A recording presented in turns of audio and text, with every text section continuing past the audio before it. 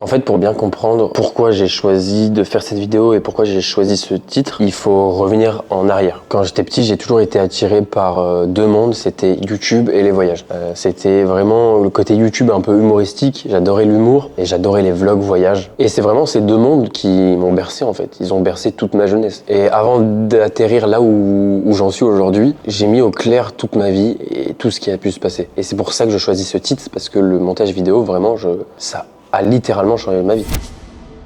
Faut remonter à l'âge de mes 7 ans, c'est là où mes parents se sont séparés. J'ai pris du temps à m'en remettre parce que du jour au lendemain, tu rentres de l'école et il y a un autre homme qui n'est pas ton père sur le canapé et sans te demander ton avis, on le remplace. Et ça, à l'âge de 7 ans, tu le comprends pas. C'était vraiment le tout premier choc émotionnel parce que ensuite, j'ai pas vu mon père pendant 1 an, je l'ai côtoyé à la Marelle pendant 1 an. Donc sur 2 ans, je voyais mon père en gros 1 fois par semaine. La Marelle, c'est une pièce avec une table, une dame ou un homme qui te surveille, un chronomètre, et puis t'as le droit de voir ton père que 1 heure. Après, j'ai enchaîné les psys, j'ai enchaîné l'hôpital. Je sais plus exactement, je mettrais le nom de la maladie que j'avais. Je me retenais d'aller aux toilettes le plus longtemps possible, jusqu'à que la douleur surgisse, et qu'ensuite, j'allais aller faire un tour à l'hôpital, et puis on me faisait des lavements d'intestin, enfin bref. Les années passent. 11 ans, 12 ans, mon père part.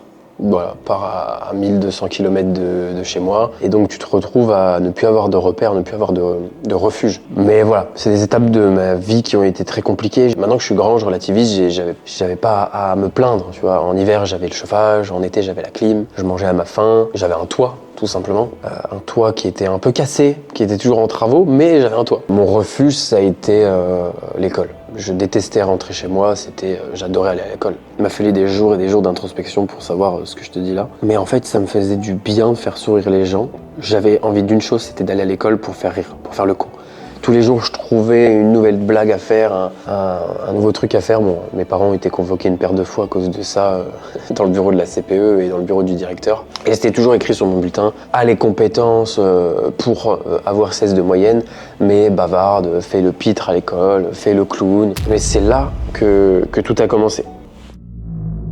J'avais envie de me lancer sur YouTube, mais le problème c'est qu'à la maison, dire à mes parents que je me lance sur YouTube, c'était inimaginable à cette époque. J'avais peur qu'on se moque de moi, j'avais peur qu'on me voit autrement. Mais j'avais toujours cette phrase à l'école, ouais les gars, souvenez-vous d'Alexis Brand, souvenez-vous d'Alexis Brand. Parce que j'avais toujours cette sensation de un jour, je me lancerai sur YouTube. Je ne sais pas quand, mais j'arriverai à me lancer sur YouTube. Et je me suis toujours dit, ok Alexis, faut que tu te fasses une promesse, dès que tu as le bac, tu te lances sur YouTube. Moi, j'avais cet objectif de déménager loin de chez moi, de choisir une école loin de chez moi. Comme ça, mes parents pouvaient me prendre un appartement. Comme ça, je pouvais faire mes vidéos. Parce que j'osais pas dire à mes parents que je voulais faire des vidéos. Donc je commençais un peu à toucher au montage, à me renseigner un peu sur tout ça. C'est en 2017 où j'empoche le bac. C'était le bac scientifique SSVT. Et donc là, j'ai mon bac, je suis pas accepté à l'école d'ingénieur que je voulais faire. Malheureusement, j'ai passé les concours, j'ai passé le test à l'oral et ma note, c'était pas assez confiance en lui pour entreprendre une carrière d'ingénieur. On me fout en DUT, génie mécanique, et en gros, avec ce DUT, tu pouvais espérer retourner en STI, je sais plus c'était quoi, mais tu pouvais retourner en fait dans l'école d'ingénieur, et donc j'arrive en DUT. Mes parents me prennent un appart de 20 mètres carrés, et là en fait, je vais enlever mes lunettes. Tu tombes dans un piège, mec. Pendant 18 ans de ta vie, tu rêvais d'une seule chose, c'était de te barrer de chez tes darons. Là, tu te retrouves du jour au lendemain, tu poses tes affaires dans ton appart de 20 mètres carrés chez toi, et là, tu vois, c'est calme. Y a pas un bruit. T'es chez toi, mec. Si tu peux te trimballer à poil, tu peux te trimballer à poil. Si t'as envie d'allumer la télé, tu peux allumer la télé. Si t'as envie de jouer, tu peux jouer. Et là, je tombe dans le piège, qui est la flemme, en fait. La flemme de passer à l'action. Putain, j'ai envie de profiter. Je peux jouer aux jeux vidéo, je peux inviter mes potes, je peux inviter ma copine, je peux faire une soirée quand je veux, je peux sécher l'école quand je veux. Je suis majeur, mes parents n'en sauront rien. Il se passe des mois et limite, je pars en couille. Et donc, tu mets tes projets de côté et juste tu profites, tu vois. Tu souffles de tous ces 18 ans, tu te dis, waouh, les darons sont plus derrière moi. Sauf que la flemme s'installe, tu repousses tes objectifs toujours plus loin. Et moi, je m'enfonce dans les jeux vidéo. Je séchais l'école, je fais des soirées tout le temps. J'ai commencé à faire 2-3 vidéos avec mes cousins, avec des potes sur le jeu vidéo. Mais c'est pas ce que je voulais. C'était faire le con en fait, faire rire les gens sur YouTube, faire des vidéos vlogs, faire des bêtisiers, faire des défis. Et c'est exactement ça que je voulais en fait. À l'époque, la chaîne, elle s'appelait Volga. Et je décide de lancer ce projet de faire des vlogs, faire des défis. Et c'est là que naît la chaîne YouTube Skiro. Et l'ouverture de cette chaîne YouTube, c'était le premier pas vers quelque chose de bien plus grand. J'y croyais profondément, mais j'aurais jamais imaginé la suite en fait. On se retrouve aujourd'hui pour une nouvelle vidéo.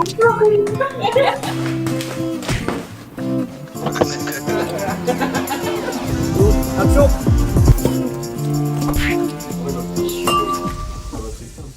Et c'est en fait à partir de cette chaîne YouTube que commence l'entrepreneuriat, l'autodiscipline et surtout tu découvres c'est quoi un réel projet. Tu vois, quand tu te lèves le matin, tu as un objectif et quand tu as un réel projet, ben, tu découvres que c'est exactement la même chose qu'un jeu vidéo. Tu as plein de petits objectifs et tu dois devenir meilleur et tous les objectifs que tu réalises, ça va te donner de la dopamine. Exactement pareil. Et donc ben, au tout début, le premier objectif c'était d'apprendre le filmmaking, d'apprendre le montage vidéo et de commencer à faire des petites vidéos sur YouTube. À cette époque, j'avais pas l'idée de devenir monteur vidéo, c'était vraiment l'objectif de devenir youtubeur. Voilà, je rêvais du million d'abonnés, je rêvais d'avoir ma propre prod, je rêvais d'avoir ma propre équipe. Un peu comme quand tu regardais à l'époque, c'était dans tout ce qui était Norman, Mr V, Squeezie. Et une fois, c'était en soirée étudiante et je rencontre un mec qui était dans ma classe en première année de DUT et il faisait du son. Voilà, il faisait des prods, il faisait un peu de rap, il chantait.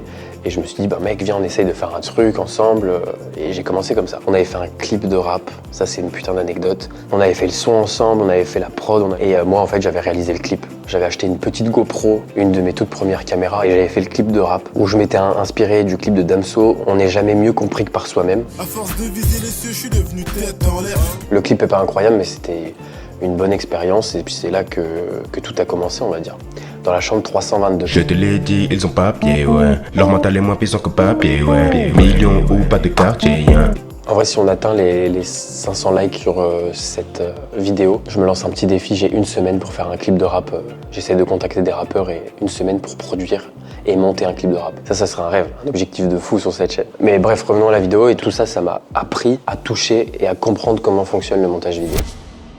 Là, tout se passait bien, ça avançait pas énormément vite parce que, entre-temps, je dois retourner chez mes parents, ils arrivent plus à payer l'appartement. Donc la deuxième année de DUT, je retourne chez mes parents. Je trouve un emploi étudiant, donc je me retrouve chez mes parents, où tous les matins, je dois faire 1 heure de route pour aller à l'école, 1 heure de route pour revenir, travailler au McDo le week-end. Et donc, YouTube, ça avance pas. Et là, j'ai toute l'année de DUT qui se déroule assez mal. En fait, c'est des études qui me plaisent pas.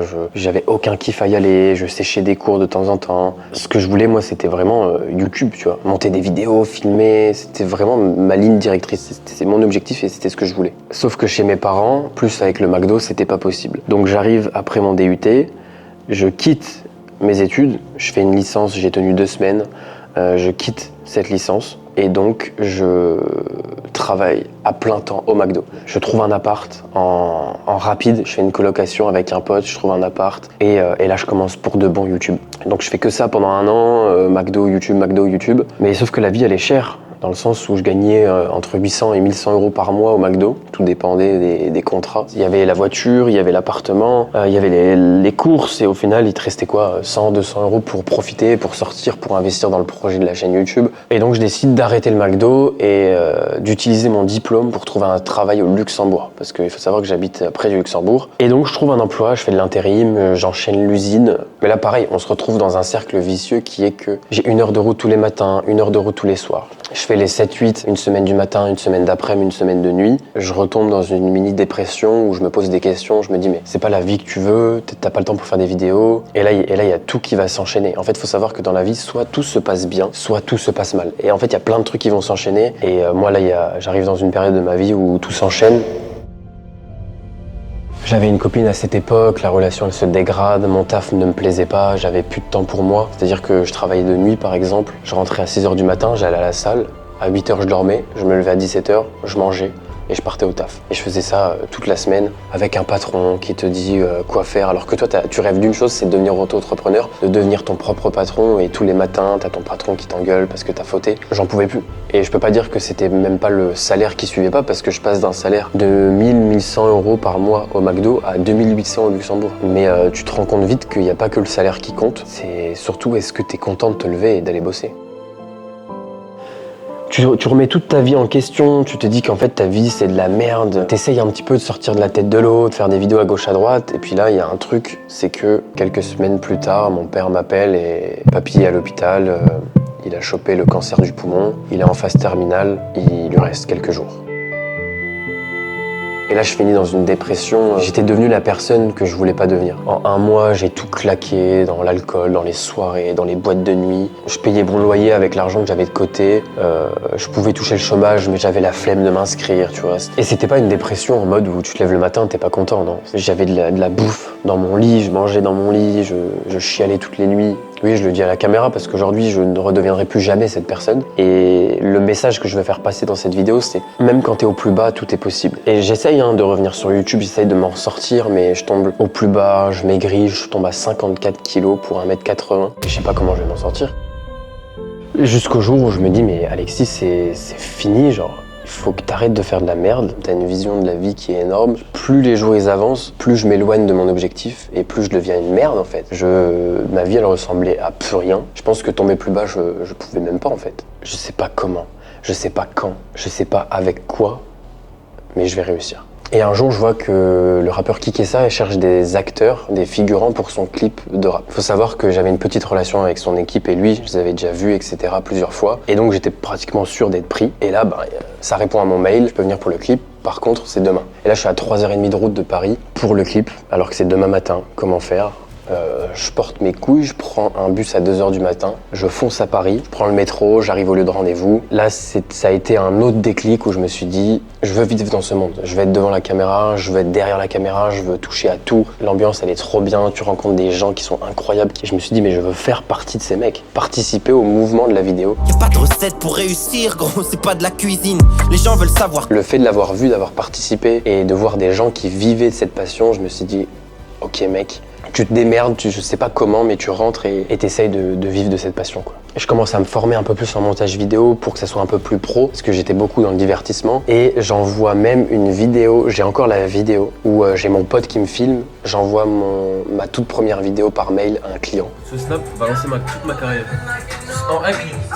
Et là, j'ai une sensation de satisfaction qui est incroyable. Après, j'ai fait pas mal d'erreurs. Aujourd'hui, je prends un mec lambda, demain, il veut devenir monteur vidéo. Du jour au lendemain, il peut pas devenir monteur vidéo. Il va passer par plein d'échecs, il va passer par de l'apprentissage. Ça fait partie du processus. Moi, la plus grande leçon que je pourrais donner, c'est le focus. Moi, j'ai fait une erreur. Parce que, en fait, t'arrives dans un cercle vicieux où tu te dis, OK, si j'arrive pas à signer des clients, c'est parce que je suis pas assez bon. Donc, je vais me mettre au motion design, je vais me mettre à la 3D, je vais me mettre à créer des logos, à créer des bannières. Comme ça, je fais un pack. J'ai commencé à prendre des formations sur Illustrator, sur Photoshop, sur Premiere Pro, sur After Effects. Alors que la vérité, il faut juste se focus sur une compétence. C'est pas parce que tu sais faire plein de choses que ton client il va se dire ok, je veux absolument ce mec, il sait faire des logos, il sait faire des miniatures, il sait tout faire. Non, c'est pas comme ça que ça marche. Tu peux pas être bon dans un truc si tu touches à plusieurs trucs. Si tu cours après plusieurs lièvres, tu finis par en attraper aucun. Il faut vraiment se focus sur une chose. Même si le lièvre il est petit et que là-bas il y en a un plus gros et tu veux vraiment aller choper le plus gros, non, il faut continuer à courir après le petit lapin. Une fois que tu as le petit lapin, tu sais un petit peu comment il court, comment le piéger et donc tu vas t'attaquer à plus gros. Une fois que tu as chopé le plus gros, tu vas t'attaquer à plus gros et après tu vas t'attaquer au kangourou, etc. J'arrive dans des moments quand même, c'est pas facile de lancer un business. Ça marche pas, ça marche pas et on continue. On persévère et puis on verra bien ce qui se passe par la suite. Jusqu'au moment où il y a la réussite. Ouais. J'arrive à une soirée un jour à Nancy avec mes associés actuels. Alors comment ça s'est fait ? On est en soirée et ils avaient une colocation de 3 personnes. Et le 3e colocataire est parti de la coloc et donc il restait une place. Et eux aussi étaient attirés par tout ce qui était entrepreneuriat, business. Ils voulaient lancer un truc à l'époque dans le e-commerce. Et bref, ils me disent, écoute, on a besoin d'un gars comme toi. Ils ont la même chose que moi. Ils ont envie de monter un business, ils ont envie d'entreprendre. Enfin, quoi de mieux de tous vivre ensemble et de se tirer vers le haut. Tu deviens le reflet des 5 personnes de qui tu t'entoures. Si tu t'entoures de 5 mecs qui font que la fête tous les jours, tu vas forcément faire la fête tous les jours. Si tu t'entoures de 5 personnes qui bossent tous les jours, tu vas forcément bosser tous les jours. Et donc, sachant que je venais de sortir de cette dépression, je me suis dit quoi de mieux de partir en fait, de tourner la page et de recommencer sur quelque chose de propre et devenir vraiment ce que tu veux devenir. Et donc j'accepte et 3 semaines après, c'était vraiment rapide. On finit tous en coloc, on commence à bosser tous ensemble. C'était trop bien, c'était des putains d'années. J'avais trouvé un petit taf à l'usine à Nancy, pareil, mais ça n'a pas duré longtemps parce que j'avais la dalle en fait. J'avais trop la dalle, je taffais comme un malade. Je commençais à 4h du mat à l'usine, je rentrais à 14h et je bossais jusqu'à 23h et puis je faisais ça tous les jours. Quoi qu'il en coûte, quoi qu'il arrive, à un moment ça paye. Je commence à signer des petits clients Eux avaient des compétences que moi j'avais pas et moi j'avais des compétences que eux n'avaient pas et donc on s'entraidait. Et puis on s'éclatait à envoyer des mails. On faisait des vidéos, on essayait de prendre des photos, des stratégies qui ont bien fonctionné, mais qu'aujourd'hui on n'utilise plus parce que c'est beaucoup trop long. On personnalisait chaque mail. Pour te dire, à l'heure actuelle, on a une base mail de 2000 personnes. Ça a été relativement vite. Une fois qu'on est tombé sur une bonne stratégie de prospection, on n'avait pas conscience que le marché était énorme. Tu vois, c'est comme si on était 3 petites aiguilles, et il y avait une botte de foin, et nous on tombe dedans et on se dit mais c'est quoi ce délire? Du moment que tu trouves une bonne stratégie, tu te concentres sur cette stratégie qui fonctionne et tu essaies de l'améliorer à 100%. Ensuite tu l'améliores, et les efforts ils payent. C'était des souvenirs de dingue. T'es personne et du jour au lendemain, on t'appelle, boum, t'as Elio. On t'appelle, boum, t'as le manager de Lilou, 4 millions d'abonnés, je cherche un monteur, t'es chaud, tu montes pour YouTube. T'as des mecs que tu regardais, par exemple, il y avait Théo Babac, Totoche, Raska, c'est des mecs que je regardais sur YouTube, j'ai rêvé d'être ces personnes. Et puis tu les as au téléphone en mode, ouais, t'es chaud pour faire la vidéo YouTube. Enfin, c'est des trucs de dingue. Et ça s'est vite enchaîné jusqu'au jour où j'étais sous l'eau, quoi. J'avais trop de clients parce que je prenais tout. Genre vraiment, c'était une chose que je déconseille aujourd'hui aux membres de mon accompagnement. Vraiment sélectionner les clients premium. Moi, je prenais tout. J'avais tellement faim et du jour au lendemain ça fonctionne, donc t'as envie de tout prendre, tu vois, t'as envie d'augmenter ton portfolio, d'avoir plein de clients, etc. Jusqu'au jour où on s'est dit mais le marché en fait il est énorme, on a trop de demandes, le marché il est énorme, et je décide de m'associer avec Gaëtan et Paul. On décide de créer une agence et on se dit ok, on trouve des monteurs freelance partenaires, on délègue et voilà, on peut gérer tous ses clients. J'apprends le montage à Gaëtan, en 1 mois il s'est monté et ils mettent sur les montages, Paul à côté, lui il gère le marketing, il fait la prospection. Et c'est des souvenirs de dingue parce que dès qu'on signait, on a signé Romain Laneri, boum, on se serrait dans la main, let's go mec, aujourd'hui les gars, il y a qui est au téléphone, aujourd'hui il y a Eric Flack qui m'a appelé, c'est bon, il est chaud pour 30 réels. Des moments incroyables dans le business qui te stimulent et que tu perds, parce qu'après tu commences à avoir l'habitude. Au début c'est incroyable, mais aujourd'hui quand je signe un client, je vais pas dire que c'est banal, je suis quand même content, mais il y a moins cette joie du début. Et il y a des gens que j'ai pu rencontrer avec qui j'ai pas travaillé, mais par exemple j'ai pu parler à Tristan sur YouTube, j'ai pu travailler avec Charles et Mélanie, j'ai pu parler à Idrissa Berkane aussi. Et surtout ce qui est incroyable, c'est que je me levais le matin, je kiffais quoi. Limite j'ai envie de bosser. Quand j'allais au lit, j'arrivais pas à dormir parce que j'avais envie d'être le lendemain pour travailler sur le projet, pour envoyer aux clients, pour avoir des retours, des feedbacks et devenir meilleur en fait de jour en jour. Après j'ai su aussi briser ces patterns, j'ai su sortir de ma zone de confort. J'ai su me foirer, j'ai su me casser la gueule, j'ai su rebondir, j'ai su me relever. Et tu vois par exemple avec Mathias Montavon, il y a 3 ans, je le regardais sur YouTube, j'étais fan de lui. En cadeau d'anniversaire, j'ai eu la chaîne Belost. Et là, tu te retrouves 2 ans après à travailler avec lui. J'ai été à Bali visiter carrément ses artisans. J'ai pu participer à des tournages de 3 de ses vidéos sur YouTube. Il y a un passage du podcast que j'ai pas mis exprès dans le podcast pour cette vidéo. Et je vais la mettre maintenant. Il y a 2 ans, jour pour jour, en gros, pour la petite anecdote, mes potes t'avaient envoyé un mail pour que tu fasses une vidéo pour mon anniv. J'étais à l'usine, je travaillais, je galérais de ouf et tu m'as dit ça va porter ses fruits un jour. Et 2 ans après, je suis là, genre devant toi mec, et on fait un podcast sur ma chaîne. Fou. Incroyable. Et tu vois, ça paye, je t'avais dit, c'est comme ça que ça marche. Quand on se donne les moyens, qu'on travaille beaucoup, qu'on fait les choses avec le cœur, en général ça paye après. Et je pense que je l'ai ressenti assez vite avec toi. C'est un truc où toi t'étais là, je voyais que tu te donnais à fond, que le montage c'est un truc que t'as toujours trop kiffé, etc. Ouais, la création de contenu aussi. Et je sais pas, en vrai je le sens. C'est rare en vrai, tu sais quand on me demande souvent de faire des vidéos, un truc pour des vidéos, un truc pour les anniversaires, etc. Ouais. Tes potes, ils ont fait les choses bien. Ils m'ont dit que vraiment tu te butais au taf. Ouais, je me butais à mort. Que tu voulais devenir monteur. De fou. Et du coup, franchement, je sais pas, j'ai un peu ce flair où je sens les gens qui font les choses avec authenticité, avec le cœur. Et c'était ton cas. Et je pense que je me suis pas trompé parce que... Non, regarde la preuve. T'en es là aujourd'hui. J'ai pu aussi réaliser un rêve qui était de voyager. Alors j'ai pas fait énormément de pays encore. J'ai fait la Croatie, j'ai fait Budapest, l'Espagne, j'ai fait Londres, j'ai fait le Maroc, j'ai fait toute la Thaïlande, je l'ai bien torché la Thaïlande. J'ai fait Bali en Indonésie, c'est une énorme fierté. Et plus les journées avancent, plus je m'éloigne de la personne que je voulais pas devenir. Plus les jours avancent, plus je deviens la personne que j'ai envie de devenir. Et ouais, ça m'a permis de voyager à fond, de découvrir le monde, de découvrir des cultures, découvrir des gens. Là actuellement, au moment où je fais l'interview, je suis en Thaïlande pour 3 mois. Et après cap, direction la Corée du Sud. Mais je me rappelle encore, gamin, je restais scotché devant les vlogs de ceux qui exploraient d'autres horizons. Et aujourd'hui, en fait, c'est moi qui crée ces vlogs. Et ma confiance en moi, ça n'a plus rien à voir. Je sais où je vais, je sais que c'est possible. Et même si le chemin il est dur, j'abandonnerai pas et je vais continuer à m'accrocher coûte que coûte pour faire des grandes choses. Et donc pour tout ça, merci au montage vidéo, merci à Internet, merci à cette époque, à cette chance de pouvoir travailler d'où tu veux grâce à un PC, une connexion Internet. Je me remercie aussi. C'est important de se remercier. C'est un peu gros ce que je vais dire, mais le montage vidéo m'a offert une nouvelle vie. Et en fait, il n'y a aucune place pour les regrets. Et c'est ça le plus important au final. J'ai pas mal d'objectifs encore qui arrivent et l'histoire reste à écrire. On finit sur mon outro qui est « C'était Alexis, on monte ensemble,